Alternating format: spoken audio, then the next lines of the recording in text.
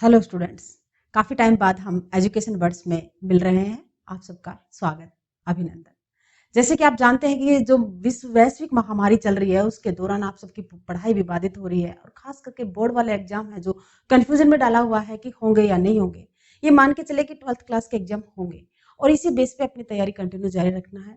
कुछ समय तक मैं नहीं आपको वीडियो अपलोड प्रोवाइड करा पाई, लेकिन अभी मैं आपको वापस से इसी रूटीन में डालना चाहती हूँ कि अपना रिवीजन जारी रखें और फटाफट वन शॉट में आप अपना ये रिवीजन करेंगे और मेरे साथ मेरा कोऑपरेट करेंगे मैं, ताकि आपका रिवीजन करा सकूं। तो सबसे पहले हम टाइम वेस्ट ना किए और अपना आगे का पॉइंट जो चलते हैं। हमने जो हमारा शुरू से जो चला हुआ था उसमें जो सेकंड इकाई थी, हमारी सेकंड इकाई, इसमें हमारा चैप्टर 2 पहला हमारा हो चुका था, राजनीतिक समाजीकरण। उसके बाद हमारा जो राजनीतिक संस्कृति है वो आज चलेगा और इसमें देखेंगे हम पॉलिटिकल कल्चर में कि क्या ऐसा व्यवस्था है, क्या ऐसी राजनीतिक संस्कृति है जिसके आधार पर इसको राजनीति में, यानी कि संस्कृति संस्कृति को सबको पता है संस्कृति क्या होता है। मेन संस्कृति यानी कि अपनी कल्चर, अपने आचार, अपने विचार, अपना रहन सहन, खान पीन, ये सब किस में आएगा? हमारी संस्कृति में आएगा। जब से हम जानते भी हमारी भारतीय संस्कृति को, सबको पता भी है क्या है हमारी भारतीय संस्कृति, वसुधैव कुटुंबकम। तो भारतीय संस्कृति के आधार पर भी हम अपनी राजनीति को देखेंगे और आधार ये मानकर चलेंगे क्योंकि 1950 और 60 के बाद जो राजनीति में जो संस्कृति आई उसका हम यहाँ वर्णन करते हैं। तो देखें, सबसे पहले हमने देखना है कि राजनीतिक संस्कृति जो है एक समाज शास्त्रीय अवधारणा है। समाज शास्त्रीय अवधारणा समझ गए ना? समाज में पहले भी तुम्हें समझा चुकी हूँ कि समाज क्या है। समाज वो एक पर्यावरण, आवरण, वातावरण जिसमें व्यक्ति अपना विकास कर सकता है, क्योंकि सब व्यक्ति एक सामाजिक प्राणी है, समाज में रहकर ही अपना विकास कर सकता है, बाहर वो एक जानवर के समान है। तो इस प्रकार ये अवधारणा जो है हमारी संस्कृति, राजनीतिक संस्कृति, वो कैसी अवधारणा है? समाज शास्त्रीय अवधारणा है। इसको रट ले, हमारा 1 नंबर का क्वेश्चन पड़ता है ये। दूसरा हम आते हैं अर्थ में कि राजनीति जो संस्कृति है, सबसे पहले इसके जो वर्णन दिया था किसने दिया था? आमंड पावेल ने, डेविड इसरो ने, स्पिरो ने, लुसियन पाई ने, इन सब ने, सिडनी वर्बा ने, इन सब ने किसका वर्णन दिया? राजनीतिक संस्कृति का। लेकिन खास तौर से हमें ध्यान रखना, विकासशील देश। विकासशील देश जानते हैं ना, हमने पहले भी तुम्हें बताया था कि 3 कैटेगरी विश्व में प्रसिद्ध हैं। 3 कौन कौन सी? विकसित राष्ट्र, सबको पता है ना, विकसित राष्ट्र, विकासशील और कौन सा? पिछड़े राष्ट्र। तो भारत जो आता है किसमें आता है? विकासशील में। तो विकासशील जो राष्ट्र हैं, जो देश हैं, उनके लिए सबसे पहले राजनीतिक संस्कृति का जो वर्णन दिया था, किसका? राजनीतिक संस्कृति का, वो दिया था आमंड और पावेल ने। आमंड पावेल ने जो विकासशील राष्ट्र हैं उनकी संस्कृति का वर्णन किया था कि किस प्रकार राजनीति को प्रभावित कर सकती है इनकी संस्कृति। जैसे हम भी जानते हैं ना कि हमारी भारतीय संस्कृति जो है किससे प्रभावित है? भारतीय संस्कृति हमारे इतिहास से प्रभावित है और इतिहास, राजनीतिक संस्कृति, राजनीति में आ जाती है हमारी संस्कृति। तो इस प्रकार विकासशील राष्ट्रों के लिए जो वर्णन दिया किसने दिया? आमंड और पावेल ने। तो ये हमारे लिए इंपॉर्टेंट क्वेश्चन रहेगा कि विकासशील राष्ट्रों के लिए जो राजनीतिक संस्कृति की अवधारणा दी वो किसने दी? आमंड पावेल ने। तो ये हमें रखना। अब देखते हैं हम राजनीतिक संस्कृति के घटक क्या है। राजनीतिक संस्कृति के घटक देखो, इसको 2 भागों में बांटा गया। राजनीतिक संस्कृति के घटकों को 2 भागों में बांटा गया। एक तो अभिमुखीकरण, कौन सा? अभिमुखीकरण, और दूसरा राजनीतिक विषयक। अभिमुखीकरण को एक तरह से हम कह सकते हैं प्रवृत्ति या झुकाव। अभिमुखीकरण का अर्थ क्या हुआ? प्रवृत्ति या झुकाव, किसी के प्रति झुकाव होना, अभिमुखी होना, ये हमारा क्या हो गया? अभिमुखीकरण। तो इसमें हमने देखा कि इसके जो घटक हैं, इसमें पहला अभिमुखीकरण आ गया और जिसमें प्रवृत्ति या झुकाव हम उसको कह सकते हैं। दूसरा आ गया हमारा राजनीतिक विषय। अब अभिमुखीकरण को आमंड और पावेल ने कितने भागों में बांट दिया? 3 भागों में। किस किस में? ध्यान दे, ज्ञानात्मक, इसमें ज्ञानात्मक, भावात्मक और मूल्यांकन। हम सब जानते हैं कि हमारी जो संस्कृति होती है ज्ञान पर आधारित होती है, भावनाओं पर आधारित होती है और मूल्यों पर आधारित होती है। तो 3 रूपों में बांटा गया, ज्ञानात्मक, भावात्मक और मूल्यांकन। हम देखते हैं राजनीतिक विषय। राजनीतिक विषयों को भी 4 भागों में बांटा गया। कितने भागों में बांटा गया? 4 भागों में। कौन कौन से भागों में? राजनीतिक समाजीकरण, राजनीतिक समाजीकरण,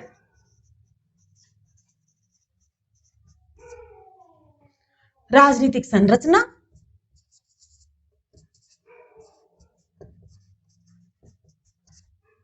समस्याएं एवं नीतियां।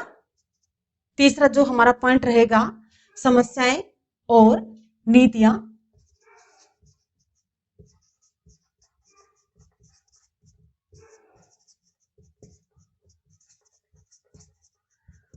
चौथा जो हमारा रहेगा, राजनीतिक कर्ता के रूप में, यानी कि राजनीतिक कर्ता के रूप में व्यक्ति।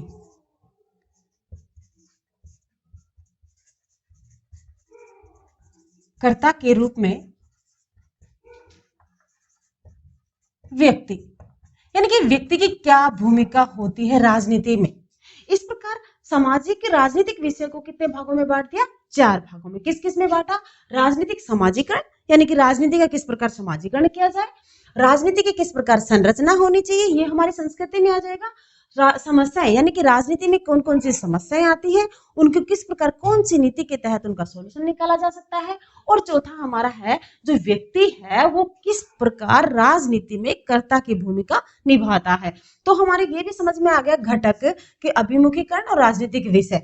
तो ये भी अगला पॉइंट जो हमारा है, राजनीतिक संस्कृति के निर्धारक तत्व। देखो भाई, सभी देश की संस्कृति होती है और उनके निर्धारक तत्व भी होते हैं।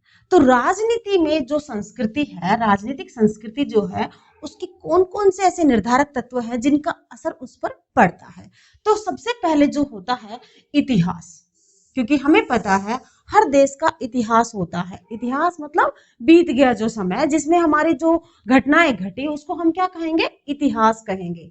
और इतिहास जो है पूरा असर डालता है हमारी राजनीति पर। जैसे हमें पता है कि हमारी जो राजनीति है वो हमने क्यों लिया लोकतंत्र। तो हमने क्यों लिया लोकतंत्र? सभी को पता है कि हमने स्वतंत्रता आंदोलन भी लड़ा उस दौरान। इससे पहले जो हमारे राजतंत्रात्मक व्यवस्था थी वो भी हमने देखी, विदेशी आक्रमण भी हमने देखा, और इन सब में कंक्लूज निकला कि हमें क्या अपनाना चाहिए? लोकतंत्र को अपनाना चाहिए। तो हमने किससे प्रभावित हुआ हमारी राजनीतिक संस्कृति? इतिहास से। यानी कि इतिहास में हमने क्या कमियां रही, क्या गलतियां की, उनको सुधार करना और सुधार से हमें आगे बढ़ना। दूसरा हमारा धार्मिक विश्वास। धार्मिक विश्वास क्या होते हैं? हर व्यक्ति का अपना एक निजी विश्वास होता है किसी भी धर्म में, किसी भी उपासना पद्धति में। उसका विश्वास होता है और उस विश्वास के आधार पर वो अपने जीवन को चलाता है। तो जब राजनीति संस्कृति में किसी देश की व्यवस्थाओं में धार्मिक विश्वास आ जाए तो वो नेचुरली राजनीति को प्रभावित करेगा। और इसी आधार पर जो इसके निर्धारक तत्व में दूसरा रोल अदा करता है वो धार्मिक विश्वास अदा करता है। तीसरा हमारा है भौगोलिक परिस्थितियां। सभी जानते हैं कि किसी भी देश की राजनीति को भौगोलिक परिस्थितियां प्रभावित करती हैं। भौगोलिक परिस्थितियां जैसे पर्यावरण है, उसके जनसंख्या है, उसके जो संसाधन है, प्राकृतिक संसाधन है, इन सब से राजनीति क्या होती है? प्रभावित होती है। तो भौगोलिक परिस्थितियां जो होती है, यानी कि किसी की जनसंख्या है, ज्यादा जनसंख्या है तो उसमें व्यवस्थाएं करने में दिक्कत आएगी। किसी की जनसंख्या थोड़ी है तो उसको व्यवस्थाएं करने में आसानी रहेगी। भारत जैसे बहुत बड़ा देश है और इसकी सारी व्यवस्थाएं करने में बहुत आती है। अभी जैसे हम देख रहे हैं कि महामारी चली है और इसके तहत हमारे यहाँ बहुत सारी ऐसी कमियां नजर आती हैं जिनको हमें फेस करना पड़ रहा है। तो इतने बड़े क्षेत्र में तुरंत ही सारी व्यवस्थाएं नहीं हो सकती, हम किसी को दोष भी नहीं दे सकते। इसीलिए ये भौगोलिक परिस्थितियां इसको प्रभावित करती है। जनसंख्या, किसी की पढ़ी लिखी जनसंख्या होती है, यानी कि ज्यादा पढ़े लिखे, क्योंकि हम तो वैसे भी पिछड़े हुए से विकासशील में आए हैं और विकास से हम धीरे धीरे विकसित की तरफ बढ़ रहे हैं। तो हमारी एजुकेशन लेवल भी है, वो भी आपको पता है कि धीरे धीरे बढ़ेगी। तो ये सारी परिस्थितियां भौगोलिक परिस्थितियां हैं जो एक राजनीति को संस्कृति के तहत प्रभावित करती है। चौथा हमारा जो रहेगा सामाजिक आर्थिक परिवेश। अब देखो, किसी भी समाज का जो होता है विकास होता है अर्थ पर निर्भर करता है। हम सब जानते हैं हर देश का विकास किस पर निर्भर करता है? अर्थ पर। यानी जिसका अर्थ मजबूत होता है वो विकसित है, वो मजबूत है, उसके पास हर व्यवस्थाएं आती है। तो ये जो परिवेश होता है वो सबसे ज्यादा राजनीति को प्रभावित करता है। चौथा हमारा जो विचारधाराएं होती हैं, जैसे हम विचारधाराएं जानते हैं ना, मार्क्सवादी विचारधारा, समाजवादी, उदारवादी, गांधीवादी विचारधारा। और भारत जो क्या था, भारत एक लोकतांत्रिक देश है अभी। और जो हमने अपने स्वतंत्रता आंदोलन जो लड़ा वो विचारधाराओं के आधार पर हमने देखा कि गांधीवादी विचारधारा पे हमने लड़ा था। और गांधीवादी विचारधारा में लोकतंत्र को जो मजबूत दिया और अहिंसा का जो महत्व आया, तो हमारा जो विचार है क्या है? अहिंसात्मक विचारधारा है। और वो किस पर आधारित है? गांधी जी की विचारधाराओं पर आधारित है। तो जो गांधीवादी विचारधारा है इसके आधार पर ही हमारा लोकतंत्र टिका हुआ है और राजनीति इससे क्या है? प्रभावित है। अगला शिक्षा। शिक्षा तो मेन रोल अदा करती है किसी भी राजनीति में। जहां की शिक्षा अच्छी होगी, जहां पढ़े लिखे लोग होंगे, वहां की राजनीति भी क्या होगी? साफ और सुथरी होगी। जहां अनपढ़ होंगे उन लोगों को हर कोई बरगला देता है, बेवकूफ बना देता है, लेकिन जो लोग पढ़े लिखे होते हैं उनको जल्दी से कोई भी बेवकूफ नहीं बना सकता। इसलिए राजनीति संस्कृति का जो निर्धारक तत्व रहेगा शिक्षा। शिक्षा इंपॉर्टेंट है, इसमें हमने देखना है। फिर उसके बाद आता है हमारे भाषा। भाषा यानी कि हम देखते हैं कि भारत एक कैसा देश है? बहुभाषी देश है। इसमें बहुत सारी भाषाएं बोलने वाले हैं। हम जानते हैं हमारे संविधान में भी किस भाषाओं को मान्यता दी गई है। तो भाषा भी एक राजनीति को प्रभावित करने के लिए, क्योंकि संस्कृति का एक महत्वपूर्ण तत्व है, ये निर्धारक तत्व है भाषा। और इसके आधार पर किसी भी देश की राजनीति क्या होती है? प्रभावित होती है। रीति रिवाज, सबको पता है रीति रिवाज जो होते हैं समाज में होते हैं। और समाज जब राजनीति को प्रभावित करती है तो संस्कृति में आएंगे, और संस्कृति से वो किस में आ गए? राजनीति में आ गए। तो रीति रिवाज सबको पता है, हमारी जो कल्चर होती है वो भी हमारे जो राजनीतिक संस्कृति को क्या करती है? प्रभावित करती है। तो ये हमारे तत्व हो गए, निर्धारक तत्व कौन कौन सा? इतिहास हो गया, धार्मिक विश्वास हो गया, भौगोलिक परिस्थितियां हो गई, सामाजिक आर्थिक परिवेश हो गया, विचारधारा हो गई, शिक्षा, भाषा और रीति रिवाज। इसको अच्छे से याद कर लेना। 4 नंबर का क्वेश्चन आ सकता है ये हमारे लिए। 4 नंबर का इंपॉर्टेंट क्वेश्चन है ये हमारा। अगला है हमारा राजनीतिक संस्कृति की विशेषताएं। हम जानते हैं कि हर विचारधारा की, हर व्यवस्था की एक अपनी विशेषता होती है। तो राजनीति संस्कृति में जब राजनीति आ जाएगी तो ऑटोमेटिक हमारे समझ में आ गया कि वो कैसी होगी? समन्वयकारी। समन्वयकारी मतलब मिलाने वाली, मिलान करने वाली, पूरे समाज को जोड़ करके चलने वाली। तो वो क्या है? समन्वयकारी। तो हमारे पहले जो हमारी विशेषता है राजनीतिक संस्कृति की क्या है? वो समन्वयकारी है। नैतिक मूल्यों का समर्पण। नैतिक मूल्य हम जानते हैं ना, बड़ों का सम्मान करना, आदर करना, अपने अच्छा कार्य करना, सत्य बोलना, सबका सहयोग करना, सबको साथ लेकर के चलना, वो सारे क्या है? हमारे नैतिक मूल्य। तो जो नैतिक मूल्यों को समर्पण होता है वो राजनीतिक संस्कृति में ही मिल सकता है। ये इसी की विशेषता है, किसी दूसरे की विशेषता नहीं है। फिर विचारों का अमूर्त स्वरूप। अमूर्त स्वरूप यानी कि दिखाई नहीं दे। हमें पता है कि विचारधाराएं जो होती है हमारे धरातल पे दिखाई थोड़ी देंगी, हम उन्हें समझ सकते हैं, बोल सकते हैं, लेकिन इसका स्वरूप हमें कहाँ नजर आएगा? राजनीतिक संस्कृति में। और इम्पोर्टेंट जो हमारा है गतिशीलता, क्योंकि अगर हमें राजनीति में गतिशील रहना है तो हमें समाज से संबंध रखना होगा, समाज के जो संस्कृति उसको अपनाना होगा, तभी किसी देश की राजनीति लगातार चल पाएगी। अदरवाइज वो निरस्त हो जाएगी, उसको लोग इग्नोर करेंगे और इग्नोर करने के साथ वो ध्वस्त हो जाएगी। तो इसलिए राजनीतिक संस्कृति की जो विशेषता है, इंपॉर्टेंट विशेषता जो है वो क्या है? गतिशीलता। तो फटाफट एक बार देखें कैसे है, क्या क्या विशेषता है इसकी? समन्वयकारी है, नैतिक मूल्यों को समर्पण है, विचारों का अमूर्त स्वरूप है और गतिशीलता है। अगला हमारा जो पॉइंट है राजनीतिक संस्कृति और लोकतंत्र में संबंध। सब जानते हैं अब्राहम लिंकन की सबने परिभाषा रट रखी है, जनता का, जनता के लिए, जनता द्वारा शासन। तो राजनीतिक संस्कृति में लोकतंत्र का क्या संबंध है? क्योंकि हमें पता है राजनीति में जब संस्कृति आएगी तो राजनीति में किसका समावेश हो जाएगा? समाज का समावेश हो जाएगा, समाज के रीति रिवाजों का समावेश हो जाएगा, समाज की व्यवस्थाओं का समावेश हो जाएगा। और वो किसकी तरफ इशारा करेगी? लोकतंत्र की तरफ इशारा करेगी। इसलिए राजनीति की संस्कृति और लोकतंत्र दोनों आपस में क्या है? जुड़े हुए हैं। दोनों एक दूसरे के बगैर अधूरे हैं, क्योंकि लोकतंत्र में जब तक संस्कृति नहीं आएगी, राजनीति की संस्कृति नहीं आएगी, तब तक लोकतंत्र सफल नहीं होगा, क्योंकि जब तक लोगों की भावना उससे नहीं जुड़ेंगी, क्योंकि हमें पता है कि संस्कृति में क्या होता है, लोगों की भावनाएं तो होती है, और वो जब राजनीति से नहीं जुड़ेंगी तब तक वो सफल नहीं हो सकता। तो लोकतंत्र और राजनीति का आपस में क्या है? एक दोनों आपस में जुड़े हुए हैं। तो ये हमारे पॉइंट समझ में आ गया। इसमें एक पुस्तक है हमारी, the civil culture, political attitude and democracy in 5 nation. Sidney बर्वा ने जो ये लिखी है, इनके आमंड और सिडनी वर्मा, इन लोगों ने जो ये पुस्तक लिखी है, इसमें इसका वर्णन दिया गया है। किसका? राजनीतिक संस्कृति और लोकतंत्र का संबंध। इन्होंने 5 नेशन यानी कि 5 राष्ट्रों के जो राजनीति है उसका अध्ययन किया। अध्ययन के बाद इन्होंने ये पुस्तक लिखी, the civic culture, political attitudes and democracy in 5 nation. तो 5 राष्ट्रों के अध्ययन के बाद इस पुस्तक को लिखा गया। तो ये हमारी पुस्तक इंपॉर्टेंट रहेगी इसके लिए। ये हमारे, इसको थोड़ा याद अच्छे से करना। अब आते हैं हम राजनीतिक संस्कृति के प्रकार। फटाफट देखें, इसमें प्रकार में क्या है? हमारे आमंड और पावेल ने 4 प्रकार की संस्कृति का, राजनीतिक संस्कृति का वर्णन किया है। हमें ज्यादा अंदर डीपली में नहीं घुसना, इंपॉर्टेंट हमारे लिए ये है, आमंड और पावेल ने जो 4 प्रकार की संस्कृति का उल्लेख किया है वो हमें देखना है इसमें। तो पहले उन्होंने बताया एंग्लो अमेरिकी राजनीतिक व्यवस्था। एंग्लो अमेरिकी राजनीतिक व्यवस्था यानी कि उन्होंने वहां का देखा, वहां की प्रकार की संस्कृति का अध्ययन किया कि राजनीति और संस्कृति वहां आपस में कैसे जुड़ी हुई है, संस्कृति का राजनीति पर किस प्रकार प्रभाव पड़ा हुआ है।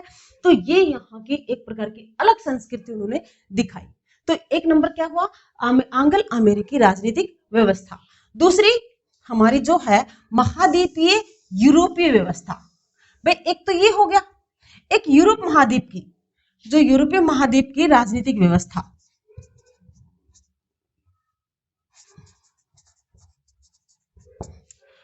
यूरोपीय महाद्वीप की राजनीतिक जो व्यवस्था है, इसको सेकंड नंबर दिया कि यहाँ की राजनीतिक संस्कृति है जो अलग है। 2 नंबर में क्या आ गया? यूरोपीय महाद्वीपीय। एक तीसरे नंबर की जो हमारी उसने संस्कृति बताई, राजनीतिक गैर पश्चिमी राष्ट्रों की या पूर्व औद्योगिक राष्ट्रों की, पूर्व औद्योगिक राष्ट्रों की संस्कृति। गैर पश्चिमी यानी कि जो पश्चिमी संबंध नहीं रखते हैं, जिन्होंने उद्योग से, औद्योगिकीकरण से पूर्व यानी कि जिनका औद्योगिकीकरण नहीं हुआ उससे पहले की संस्कृति, इसका अध्ययन किया उन्होंने। तो एक प्रकार की ये संस्कृति बताई कि पूर्व औद्योगिकीकरण और पश्चिमी राष्ट्रों की संस्कृति। चौथी जो उन्होंने बताई सर्वाधिकारीवादी, जो सबसे ज्यादा है, जो सबसे ज्यादा राजनीतिक संस्कृति है वो सर्वाधिकारवाद में ली है उसने। तो 4 प्रकार के आमंड और पावेल ने बताई, कौन कौन सी? एंग्लो अमेरिकी राजनीतिक व्यवस्था, महाद्वीपीय यूरोपीय व्यवस्था, गैर पश्चिमी अथवा पूर्व औद्योगिक राष्ट्रों की राजनीतिक व्यवस्था और सर्वाधिकारी राजनीतिक व्यवस्था। तो 4 प्रकार के जो आमंड और पावेल ने हमें बताई है, ये हमारे लिए इंपॉर्टेंट रहेगी, इसको हमें अच्छे से याद कर लेना है। अगला हमारा है जो पॉइंट, राजनीतिक संस्कृति व सहभागिता। सहभागिता हम जानते हैं क्या होती है? सहभागिता सहयोग करना, सहभागिता लेना, राजनीति में इन्वॉल्व होना और राजनीति संस्कृति में समाहित हो जाना, राजनीतिक सहभागिता। यानी कि राजनीति संस्कृति का सहभागिता से क्या संबंध है? बगैर जब तक राजनीति समाज के जो कल्चर है उसको समाहित अपने में नहीं करेगी, तब तक हम देखते हैं ना, हमारे नेता हैं जो हमारा पहनावा है वो भी कैसे क्या करते हैं? प्रणाम करके करते हैं, अभिवादन करते हैं। ये क्या है? भारतीय संस्कृति है ना, प्रणाम करना, हाथ जोड़ के अभिवादन करना। किसकी संस्कृति? भारतीय संस्कृति। और हमारे नेता लोग भी क्या करते हैं? यही व्यवस्था अपनाते हैं ना। तो राजनीतिक संस्कृति में जो होता है, लोगों की सहभागिता किस प्रकार है और उनकी जो व्यवस्थाएं हैं किस प्रकार उसको व्यवस्थित सम्मिलित किया गया है, ये इसके रहेगा। इसके बाद हमारा अगला पॉइंट जो है राजनीतिक संस्कृति का महत्व। हम राजनीतिक संस्कृति के महत्व में बहुत सारे पॉइंट डाल सकते हैं, क्योंकि राजनीतिक संस्कृति जो होती है समाज का विकास करती है,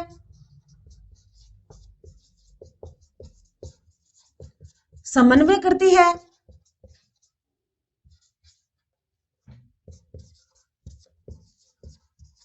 सबको साथ लेकर चलती है,